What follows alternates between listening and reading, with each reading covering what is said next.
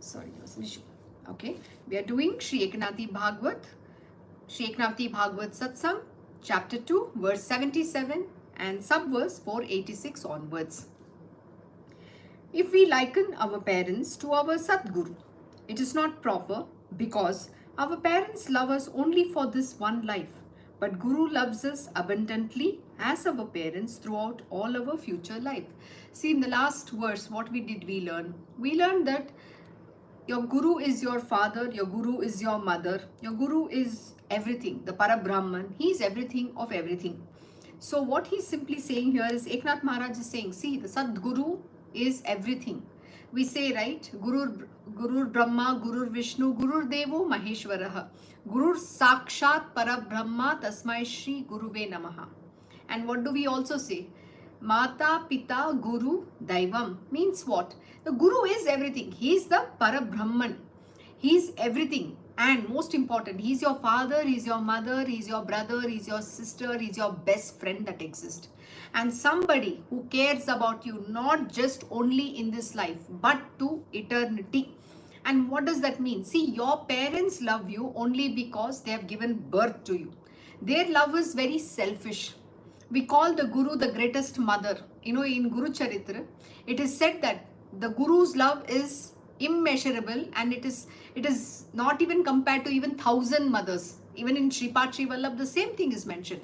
But this importance or the significance is not understood because the most important thing, we don't understand this knowledge. Why? Because we are living in the three gunas, we have mental impressions and we have attachments to the people, places and things, especially with the parents, with your immediate family members. Why is that attachment? Because you believe that your mother is your real mother, which is not the case. The only reason why you're born through them is because of your karmic debts. And this is not understood by anybody. Why it is not understood? Because we are so blinded by the bondage. That is, the veil of Maya has covered us from understanding the real self. So what is covered? Your knowledge has been covered. You are full of ignorance. So here he's very beautifully explaining that our parents love us only because they are given birth to us and only for this life. But our Sadguru loves us abundantly as our parents and more than that, throughout all our future lives. And this is the truth. But this is something nobody understands, and we are so lost in that bondage of ours. We believe we have a duty towards the family. But what about the duty towards your real father? He's the one who provides you with everything. So why is this attachment? Why is that selfishness? But you don't consider your Guru as your family. See, the day you meet your Guru, please understand, and you walk on the path of the spiritual world, he and his Vasudev Kutumbakam is your real family, not your bodily relationship that has no value. And if you do not believe so, then you should not even be in spiritual. You should just be, living in your material world. And there is no point in being in spiritual, because in spirituality, this is what you have to understand and learn. This is what the truth is all about. And you don't realize that. And what do? You keep running after your material worldly attachments. You believe you're responsible for your parents. You believe you're responsible to your siblings, children, house, you name it, everything. And that is not the truth at all. So when you understand this truth, then you realize that you have only one goal, and that is to attain God realization and serve the purpose of your existence in this world. And the one who's going to show you the path is that Parabrahman, and he is the divine being, he's the divine master, he's your Guru, who is the Param Atman.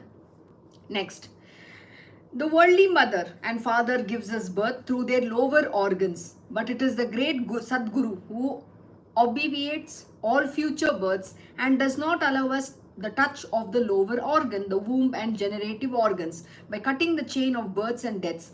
Thus, he is the real parent. This is exactly what I was explaining. So what does he say here? See, you are born, very beautifully explained, Eknath Maharaj. What does he say? The worldly mother and father gives us birth through their lower organs. It's a carnal desire. They got married and they had you through the lower organs, okay? And you were born to them. So, but it is the great Satguru who obviates all future births. Means what? He removes you from the cycle of birth and death. He does not allow you to get into this karmic death with your parents, siblings, every other relationships. What does he do? He cuts that cord of that worldly cycle of birth and death. And what's the cord he cuts?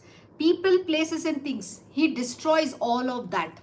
And then, and does not allow us the touch of the lower organ, womb and generative organs. So he does not allow you to being born again and again and again, going through the misery. See, one of the most important lesson which we did, I think in Tripura Rahasyam, I don't know which scripture, or it is in Srimad Bhagavatam. What did Krishna Guruji teach? He taught a very important lesson. We always talk about the birth, the mother goes through a lot of pain, okay, when she's giving birth to a child. But you don't seem to understand the child goes through a lot more trauma and pain, which nobody understands. See, you have to be stuck in the womb for 9 months, and you're hung upside down in that, the liquid stuff. And the baby is suffocating. Only thing is the baby doesn't have the mouth to explain, oh, this is such a painful thing. I don't know how I can survive this. I don't want this misery. But the baby doesn't express. But the whole world thinks it's a mother who goes through the pain. Yeah, the mother is expressing. The mother can go through the pain, but you don't know the pain that the child goes through of being born in that cage and in the darkness and all that stuff. You don't understand. I think this particular lesson is there in the further chapters, which Eknath Maharaj is going to explain in detail. What does it feel like to go through that birth? And then you're going to be born through that passage, a small passage, and the baby has to come through that. Do you know what kind of a misery that this child goes through? Nobody has ever thought about it or even understood from the child's perspective. So that is what he's saying. By cutting the chain of births and deaths, thus he's a real parent. So what does your guru do? He doesn't want you to put through that same misery over and over again. So he cuts that cord permanently, and then he gives you the freedom of, the complete release from the bondage and from the cycle of birth and death. Next, if we say that Guru is like our family deity, we have to worship that deity only at the time of some domestic family festival. But Guru, being beyond all karma and a non-doer, is worth devotion and worship all the time. This is extremely important. So what is being said here? It is said that if we say that a guru is like our family deity, so what does that mean? Everybody worship certain gods and deities, rather, not God. The goddesses and gods and goddesses, who are the deities. So somebody say, I worship Tirupati Balaji, it is my family deity. Some people might say, oh, I worship this goddess, that goddess. Oh, I worship Padmavati Devi, I worship, Kamakshi Devis. Everybody has that. And somebody says, I worship Lord Shiva. Somebody says, I worship Kalima. Everybody has their own methods of worshipping, and they say they have a particular family deity. Now, what is he saying? So if we say that the guru is like our family deity, and if you believe your guru is like a family deity, and we have to worship that deity only at the time of some domestic family festival. So you're not going to worship the deity every single day, right? So you have a particular day to celebrate, and some family festival happens, and you do that. But the guru, being beyond all karma and a non-doer. See, this is a very interesting word. You need to understand every word. It is not a joke. What is he saying? Guru being beyond all karma. See, understand, the guru is a manifestation. He does not have the other bodies like you have. He only has the gross, the food body, and there's no mind body, the subtle and the causal body doesn't exist. What exists is just the gross body for the guru, because he has manifested in a body. And so what? He's beyond all karma. And most important word here, he's a non-doer. He doesn't do anything. Haven't I said the story about Durvasa Maharishi Muni? Radha, all the gopis, accompanied by Radha and Radha Rani, and all the gopis in the Vrindavan go to feed Durvasa Maharishi Muni. And when they all feed him with a beautiful meal, and then Radha Rani asks Durvasa Maharishi Muni, I think you ate well, right? You're filled. He says, where have I eaten? I have not eaten. So see, understand, what does that mean? The gunas perform in the gunas, but they are not in the gunas. Means what? The body has to perform whatever actions it has to, but they are not connected to the bodily actions.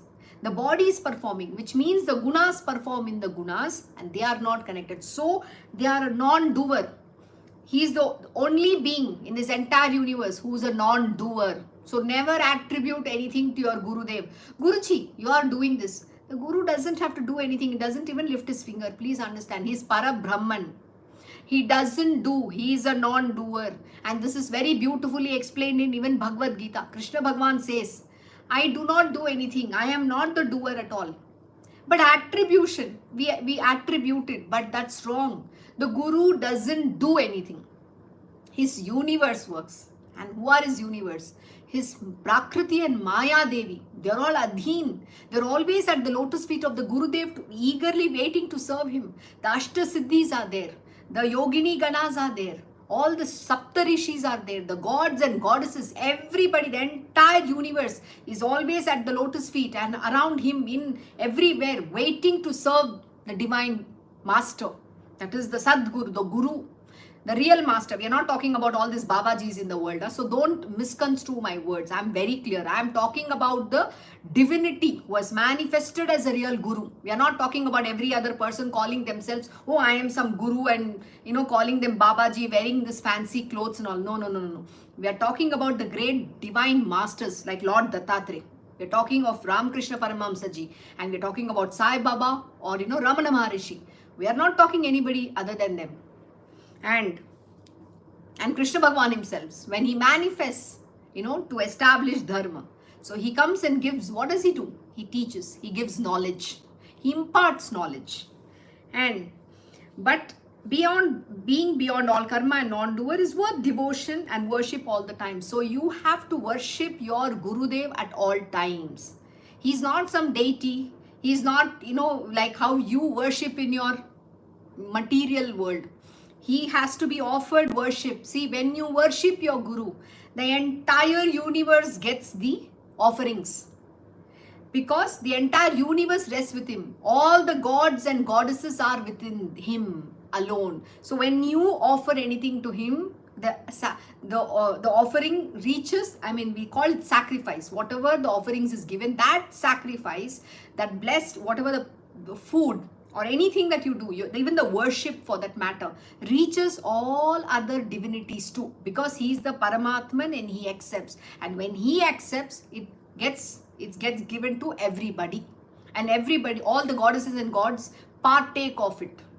And whatever comes to you is the blessed food. So that's how it works. So your Guru is to be worshipped every single day and at all times with devotion.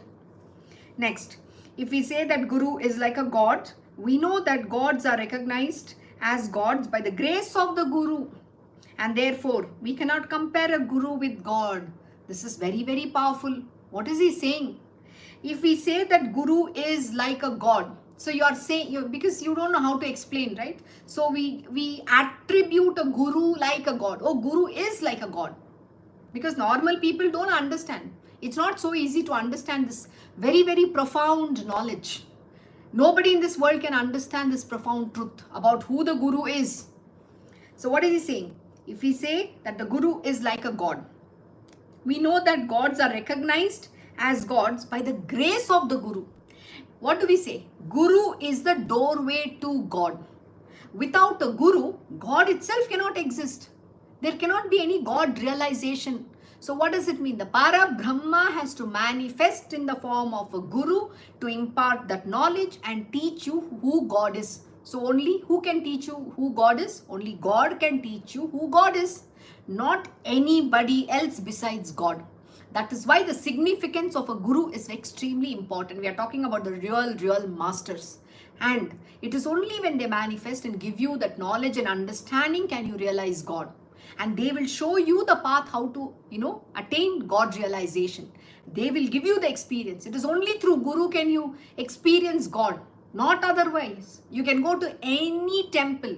No God will come and meet you. This is the supreme truth. And that is what Eknath Maharaj is saying. And you can't say, oh, I did this puja, God answered my prayers. It doesn't work like that. You know why your prayers getting answered? It is called the fructification of your karma. At that moment in time, whatever that is due to you is anyway coming to you. But we attribute it, oh, you know what, I went to this temple, I did this puja, I did this ritual, I prayed to Balaji, I did this, I did that, and God answered my prayers. No, that's not the truth. God doesn't answer like that. Do you know who has the ultimate authority to sanction anything? And that is Krishna Paramatma alone can sanction. And who, once he sanctions, then the gods can give you, not otherwise. So please understand. And that too, they cannot give you anything out of turn. Whatever is destined and what is due in your life, only that will you get. So don't be under this misapprehension or misunderstanding that, you know what, whatever I ask with God, God is going to give me. It doesn't work like that. Why do everybody go to Shirdi? Because according to everybody, Sai Baba, blesses. Yes, the gurus give you, but under whose guidance? And please understand, when you get anything out of turn, that has a karmic effect, which is not understood by normal human beings. So, the most important thing, understand that if we say that a guru is like God, we know that the gods are recognized as gods by the grace of the guru, and therefore we cannot compare the guru and God. So it is only the guru who can give you that God realization, not any other way around. No way. So we cannot compare a guru with a God. Guru is beyond all that. So that is why it is said, what is told? If the gods get angry, the guru can save you. If you have a guru in your life, he can save you. But if the guru gets angry, there's nobody in this entire universe to come and save you. So never take the wrath of a guru. Never ever get into his bad books. Never instigate a guru. Do not let any bad word come from the mouth of your Gurudev. And do not behave in such a way that he is not going to, he's very compassionate, but understand, when you go beyond the point, the guru is going to be non-interfering. If you do not listen to your guru, he will just stay away. But that's a big danger. That's a very, very big danger. Human beings don't realize this. They treat him like a very ordinary human being. He is not some ordinary human being. Don't go by his physical appearance. That is called Maya. He will never reveal himself to you till you don't show that Guru Bhakti and do Guru Seva. You are not going to get that knowledge. And this morning in Tripura Rahasyam, my Guruji taught something very beautiful. My Krishna Guruji was giving this very, very powerful lesson. And that was a very important lesson for all of us. And what does that lesson teach us? See, today we are learning the scripture. Why is this understanding not coming to us? Okay. The reason is because many a time my Guruji will tell me, Rajma, that person doesn't understand. So be a little considerate. So I will always say, Guruji, he or she is sitting in your satsang. Why is that you've been telling the same thing over and over and over again, but that person is not understanding? And today the lesson was given by, in that chapter, the lesson is being given by Tripura, to whom the gods. So what about a mortal human being? And what does she say? And she's saying this something very beautiful. So till you have this mental impression, even when you come in spiritual world, the most important thing for you to give up is your desires. The desires of any kind, including the desire that I want to be liberated, is still a desire, which is very clearly taught in Bhagavad Gita. Krishna Bhagavan is very clearly taught. What does he tell Arjuna? Arjuna, if you need to achieve me, what you have to give up? You have to transcend this mind, body, senses, the three gunas, the Maya, and even the knowledge that you think you know. You have to give up that knowledge also. Knowledge of what? The sattva, that I am very good. I have this knowledge. That's a very binding factor. See, we have to first evolve from tamas, rajas, and we have to reach sattva. Sattva is all about being your good self. But that being your good self is also an ego that comes in, and that's a binding factor, especially on the path of spirituality. So what happens is, to the disciple or the devotee, they start believing, oh, I am very good. I am extremely good. That sattva is what they hold on to. So even in the sattva guna, you get bound.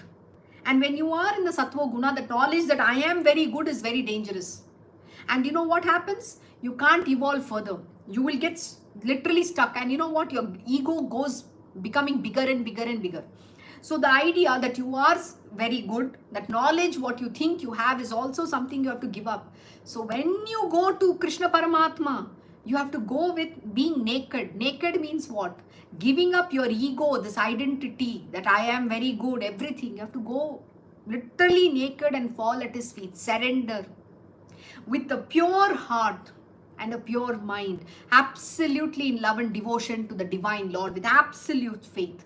That is what is required, not even with any iota of knowledge that I know. So Krishna Bhagavan stands for all humility and humbleness. He wants to see how much of Guru Bhakti and Guru Seva you are doing. One of the biggest criteria is how much of devotion you have to your Gurudev. He's going to talk about that in one of the chapters. The significance of the Guru is what we are going to learn, and how to attain Krishna Paramatma. Till you don't meet your Guru and go through the process of the spiritual journey, going the spiritual knowledge, getting the knowledge, or going through the process of purification, you cannot attain devotion to Krishna Paramatma. It is not easy at all. So what the Guru teaches you is, he imparts this knowledge. The knowledge comes so that you start giving up your desires. By continuously listening to this knowledge, all this, reading the scriptures, it's somewhere, it goes in your heart. And what happens? The purification process starts. But please understand, that purification can only happen when you put your efforts. Efforts how?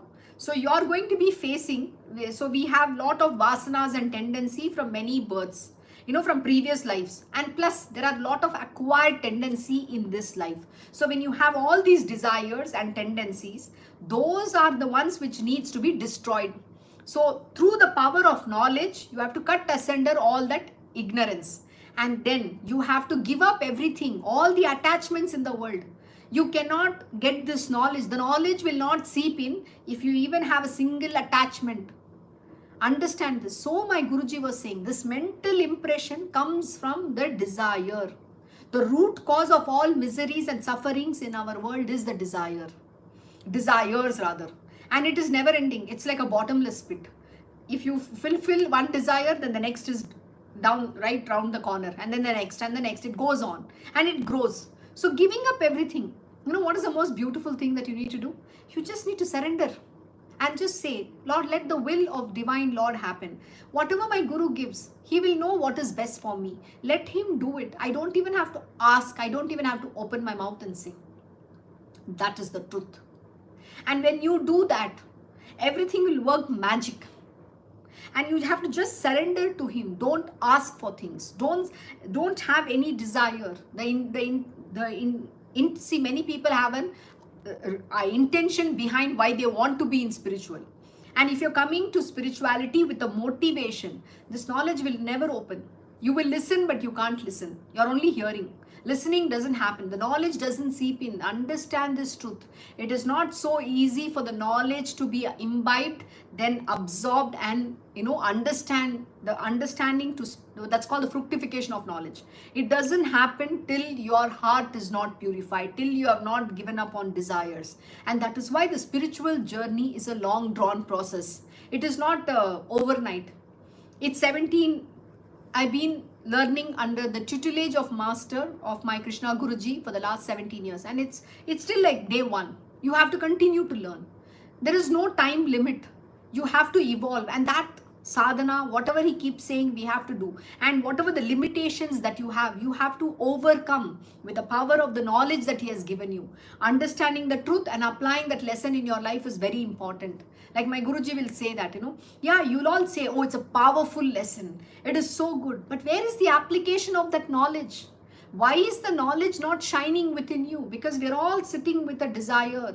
Knowledge will not seep in if you have these attachments and desires. I am emphasizing it for such a long time. Reason being, this is one of the biggest bottlenecks for your spiritual growth. So you should know how to let go of all desire. Just surrender. Have complete faith in your Gurudev and Lord Shri Krishna Bhagavan, that whatever he is going to give you, he will know. He knows what to give you, what he has to give his children, and that will be right for you. Till you don't have this faith, you can't evolve on that path. So therefore, one cannot compare the Guru to God. because the Guru is greater than any god that exists in this universe. If we say that the Guru and Brahman are alike, that will also be an understatement, because Brahman has no mouth to say that it is Brahman. It is so known by the grace of Guru only. It can be like the Guru in its aloneness only. So what do we say? If we say the Guru is like, if we say that Guru and Brahman are alike, and what is he saying? That will also be an understatement. Because the Brahman, we say, no, Brahman, when you say I attain the unmanifest or Brahman. So even if you compare to that, the Brahman, you can't, it's an understatement, because Brahman himself cannot be understood and it does not have a mouth to express. So through whom are you knowing the Brahman? It is only through the Guru. Because only he can give you that experience of who the self is. What is this unmanifest divinity? What is the manifest divinity? Who is God? Only he can give you that knowledge, not anybody else. So here they are saying, because Brahman has no mouth to express, right? To say that it is Brahman, it is so known. How do you know Brahman? Only through the grace of the Guru alone, not by any other method. The Guru Sakshat Para Brahman. Only he can give you that Sakshatkar. Means what? The experience of the truth.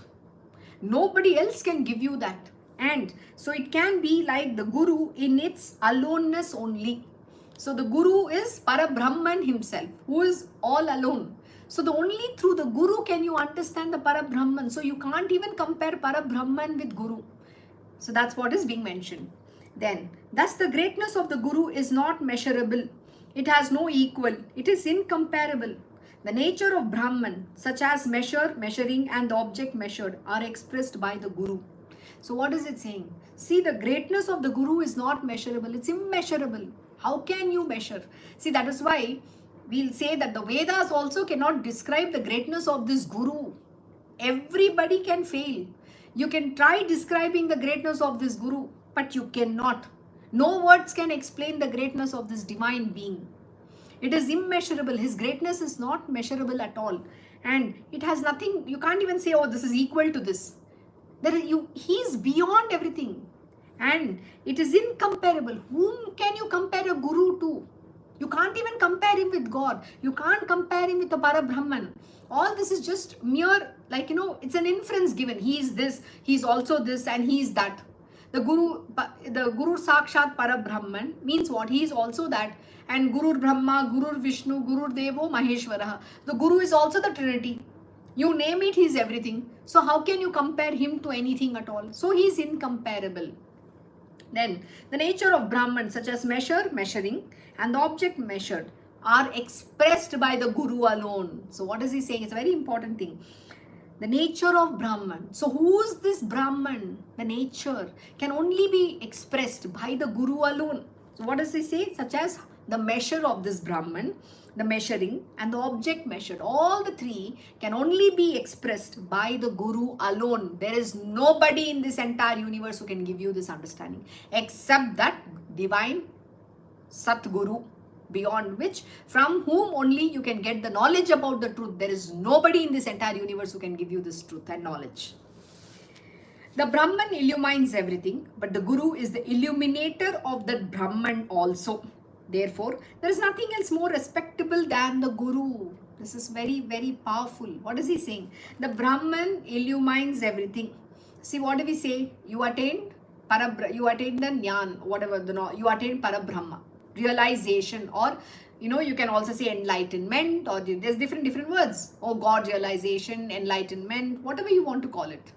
And what is he saying? The Brahman illumines everything. So when you attain Brahman, it illumines everything, the truth. But the Guru is the illuminator. This is beautiful. Who is the illuminator of the Brahman? It is the Guru alone. Without the Guru, you can't attain Brahman. You don't even know where it exists. Till you did not meet your Gurudev, did you even know that the spirituality means what?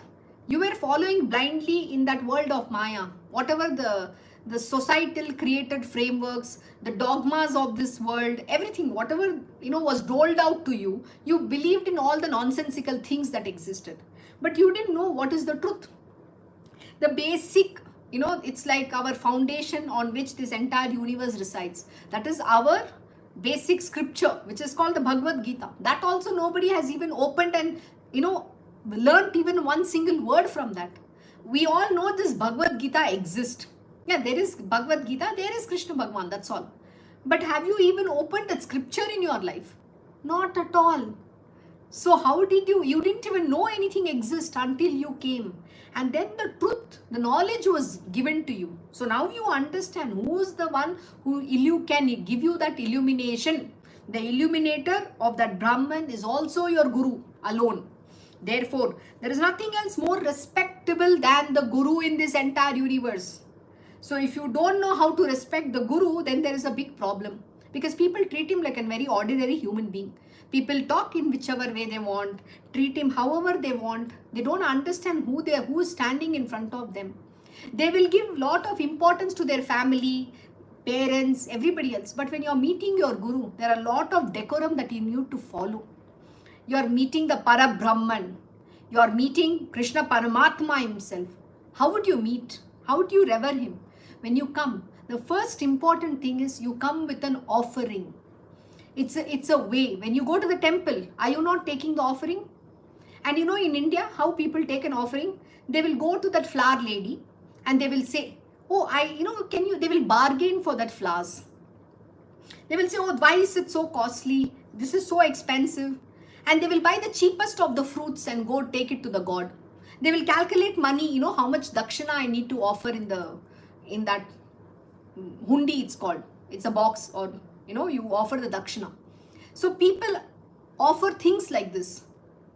And what kind of offering should come back to you? Worse than that, right? That is how people treat. You know what? When you go to God, you have to give him the bestest of the things. When you meet your Gurudev, you have to offer the bestest or beyond that also, if there is a word like that. I don't know. Whatever is the best, the most good things has to be offered to him. You have all the money in the world to go and spend for all your entertainments, enjoyments, and all the nonsensical things in the world. Understand, if the same Guru is not there, if the same God doesn't give you, you will be a beggar in the street. So when you go to the temple or when you meet your Gurudev, you have to honor him with the highest of everything, within your capacity. Nobody is saying, oh, you need to, he'll never even care about it. But you know what? Don't buy some cheap stuff and come. Even, what does Krishna Bhagwan say? Even if you give him a leaf of tulsi is perfectly fine, but give that with the purity of your heart. Don't calculate and then offer it. That offering is never an offering, which is something Eknath Maharaj is going to teach. How to offer to God is a very big lesson we are going to learn in this. Because this is something not understood by human beings. They become very petty and peevish. They don't know how to give respect. Respect is a very important word. When you talk to your master, when you talk to your Gurudev, understand you're talking to Krishna Paramatma. How would you speak to him? In the most humble way. Initially, everybody looks at him because, he looks very ordinary. So everybody treats him like an ordinary human being. Don't fall for that maya.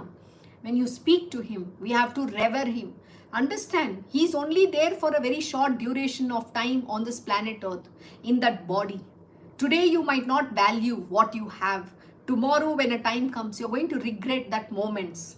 You're going to repent that I did not behave nicely with my Gurudev. I misbehaved or I mistreated him. I disrespected him. All that you're going to feel. So it is very important to honor him. Give him the due respect in the way. So when you meet your Gurudev, wherever he is, the first thing is you need to bow down and touch his feet. That's the first respect. The moment you meet him, you have to bow down and touch his feet. And when you come, you don't come with an empty hand. You need to bring offerings because you're meeting the Paramatman. These are all the very important lessons which we are going to learn in detail, but I'm not going to go. I just gave a simple example. What does it mean to respect your master? And most importantly, don't come and say that, Guruji, I cannot do this. Guruji, I can't do this. If he says something to you, please obey that order. That's a respecting his words. So when the God himself is telling you, you're telling, no, I can't do it. But the same thing, your worthless family, your husband, your wife, your children, your mother, father will say, that time you know you can do, is it? But the same thing when your Gurudev is saying, why is that not being obeyed? That shows how you respect, how you learn to respect. So respecting the guru is very important. And if he's saying you need to do this work, you need to follow a discipline. See, he's the only parent in this entire universe who cares for your welfare. Not even your husband, not even your child, not even any relation in this world cares about your well-being. It is only this divine master. He wears himself out, suffers your karma. Ask your husband and your children or your so-called parents, ask them to suffer a little bit your sins. Let us see what they will answer. We have some fantastic stories, no, about Valmiki. When, he used to murder people to get, whatever the wealth for his family, so that he can take care of the family. He wanted whatever he would steal. He was a robber. He used to rob the people and bring home the money. And when he met Narad Muni, and Narad Muni said, go ask your family, go tell them, please share my sins because I am doing this for you. So what did his wife say? His wife said, that is your problem, not mine. Why should I suffer for your sins? The same thing applies in your life also. The attachment that you think you people have with your family and everybody, they don't care about your well-being. They are all self-centered people, self-centered human beings, selfish to the core. We are in Kali Yuga, understand the truth. So the only one in this entire universe who cares about your welfare, who is willing to suffer for all your karmas, is this Sadguru. And when you have this divine master, learn to revere and respect. Don't treat him like an ordinary human being. And that is a karma, that is a sin you will incur. And if you ever treat so, whether you do it knowingly or unknowingly, it is very beautifully explained in Shripad Sri Vallabh. And Lord Dattatreya himself is explaining that. So be very careful how you treat this divine master. And so, King, you should not therefore look at the Guru as a person.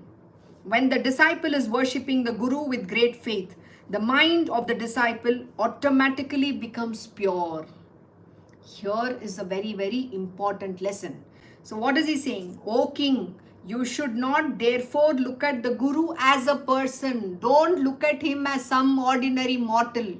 He is not some ordinary human being. He's a Parabrahman, he's Paramatman, he's Krishna Paramatman. So when he is in front of you, do not treat him like some ordinary person. He is going to show you that how ordinary he is. It is only to test you out. How much respect you are giving him, how do you speak to him, or you gallerously will talk to him like he's your best friend, There's a problem with people in, talking to the master. My Guruji will always treat everybody in a very jovial manner. See, that's a way of a Guru. He's going to be like that. But it is in you he's testing you out, how you're going to treat him back. That's a big test. So if you treat him like he's your childhood best friend and you can put your hand on his shoulder and behave however you want, then you're very highly mistaken. That's a big no-no. And here I am not saying this. Eknath Maharaj has written this. And it's a very important lesson. And Krishna Paramatma is giving this lesson to Uddhava. It is Uddhav Gita we are doing. Don't forget what we are learning. And what is he saying here? You should not therefore look at the Guru as a person. When the disciple is worshipping the Guru with great faith. So what is required? Great faith. We are not even talking about faith, because your faith is flimsy. If when things go nice in your world, oh, my Guruji is nice. My Guruji does everything for me. One little Maya comes, you can't even stand that test. That your Guruji, the faith in your Guruji has gone out of the window. Yes, I have faith, but yes, I also fear. Sorry, fear and faith doesn't go together. This is how it works. Yeah, I have faith in my Guruji, but you know what? I am worried about what is going to happen to my job. I'm worried about what. Then you be in the material world. Why are you sitting in the spiritual world? Nobody has invited you. My Guruji will say, see, the door is open of mine. I am not interested in everybody. I'm not even giving this knowledge everybody. Everybody is supposed to be given a chance. But if you think your material world is important, you can please get out. The door is open. This is exactly what my Guruji will say. So understand this opportunity that you have. Your life is not to just waste frivolously. There is a purpose why you are meeting him, why this knowledge is coming to you. Knowledge is coming to you. So you have to make the best use of this opportunity, God-given opportunity. You know what? When anybody understands, when you have this divine master in your life, everybody will want to cut their right hand to be with him. But it is not for everybody. So you have been given, you have been blessed with this opportunity. So value it very dear to your heart. It can go away like this. It's very easy to lose it, but very difficult to earn that. So what is he saying here? When the disciple is worshipping the Guru with great faith, the mind of the disciple automatically becomes pure. So how does the purity of mind comes in? With the faith that you have in your Gurudev. You have to worship him with great faith. And every single day, not just when you need something selfishly. That's here there is no room for selfishness. Please understand. And today's lesson in Tripura Rahasyam, you all, those who listen to his satsang, embed that in your heart and keep. If you have any desire, any motivation of why you are here, the knowledge will not come. Purification of your heart doesn't happen, neither the mind happens. And this is a very, very powerful lesson. What is it called? Great faith. Worshipping him with great faith.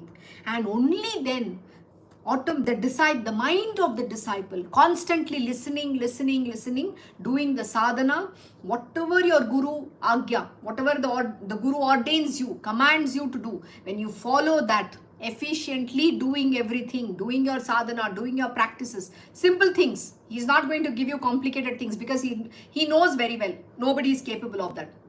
Because we are in Kali Yuga. Everybody is in the tamas. So what is he trying? He's trying to make things as simple as possible for you so that you can rise to become at least first sattvic human being. First you have to become a good human being. Then divinity is a next step. That's a long driven path. First you have to become a very good human being. Full of goodness and love. You have to be very, very good in this world. Like my Guruji will always say, doesn't matter how the world behaves, be your good self. The number one test he will always test out everybody is how good you are.